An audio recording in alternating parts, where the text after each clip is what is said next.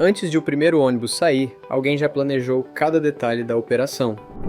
Planejou o processo de escala, definiu quem roda, quem descansa, quem assume cada linha. Afinal, é no planejamento que a operação ganha forma. É ali que damos clareza ao time, organizamos recursos com responsabilidade e sustentamos a operação com visão de longo prazo. Quando o planejamento é consistente, a operação flui, o time trabalha com segurança, o cliente percebe organização. Foi a partir dessa realidade que construímos o curso de Planejamento Operacional, um material que reúne processos de escala, contagem de tabelas, regime de folgas, escala diária, escala padrão e tudo mais que envolve o dia a dia da operação, de forma prática e envolvente. Uma experiência de aprendizado feita para quem vive o planejamento operacional todos os dias.